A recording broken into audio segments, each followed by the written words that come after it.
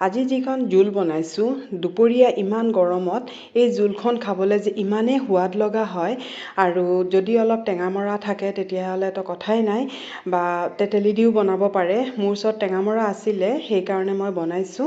আৰু ইয়াত মই লৈছোঁ কচুলতি আৰু কঁঠাল গুটি আৰু এই মানে দুটা পদেৰে ভাতটো যে খাই ইমান ভাল লাগিলে, মানে পূৰা পেট ভৰি ভাতটো খাব পাৰিব, ইমানেই টেষ্টি হয় এই ধৰণে বনালে, কোনো মছলাৰ ব্যৱহাৰ নহয়।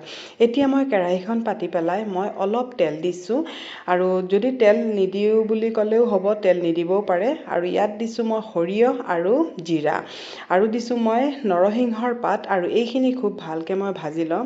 পাতখিনিৰ পৰা ফ্লেভাৰ অহালৈকে খুব ভালকৈ এইখিনি ভাজি ল'ম। তাৰপিছত দিছোঁ মই নহৰু, কাৰণ টেঙা বস্তু ৰান্ধোতে মই পিঁয়াজ ব্যৱহাৰ ইমান নকৰোঁ আৰু নহৰু বেছিকৈ ব্যৱহাৰ কৰোঁ আৰু কেঁচা জলকীয়া দিছোঁ। এইখিনি অলপ ভাজি হোৱাৰ পিছত তাৰপিছত মই দিছোঁ বিলাহী আৰু লগত মই দি দিছোঁ হালধি, নিমখ আৰু অলপ জলকীয়াৰ পেষ্ট। আৰু ইয়াত মই একো ব্যৱহাৰ নকৰোঁ, কিন্তু তেতিয়াও যে ইমানেই সোৱাদ লগা হয় খাবলৈ। আৰু এতিয়া বিলাহীখিনি সিজালৈকে এইখিনি ঢাকি পেলাই থৈ দিম। এতিয়া লৈছোঁ মই এচামুচ পিঠাগুড়ি আৰু এইখিনি অকল এচামুচে ল'ব, বেছি ল'লে বেছি ঠিক হৈ যাব।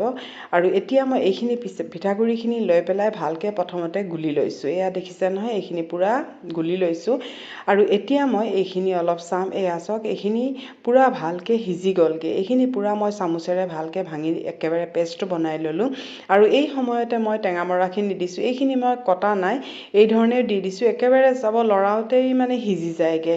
এতিয়া গেছৰ ফ্লেমটো মই অলপ হাই কৰি পেলাই আৰু এতিয়া মই এইখিনি অলপ লৰাইছোঁ। আৰু এই ধৰণে লৰাওঁতেই চাব একেবাৰে লাহে লাহে গোটেইখিনি সিজি একেবাৰে কমি যাবগৈ।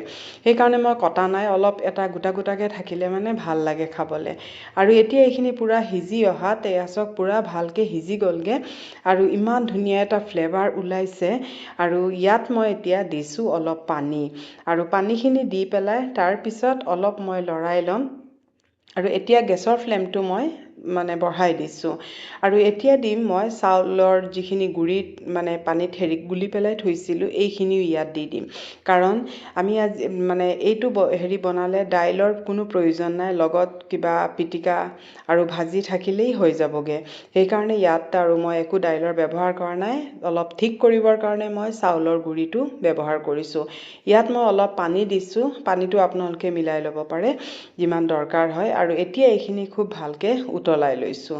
এতিয়া এইখিনি 10 মিনিটমান মই খুব ভালকৈ উতলাই লৈছোঁ, কাৰণ চাউলৰ গুড়িখিনি পূৰা সিজিব লাগিব। আৰু এয়া চাওক আমাৰ এইখিনি গেছটো বন্ধ কৰি দিলোঁ, আমাৰ এইখিনি ৰেডি হৈ গ'ল। কেনেকুৱা পাইছে কওকচোন, এই ধৰণে এবাৰ বনাই পেলাই চাবচোন।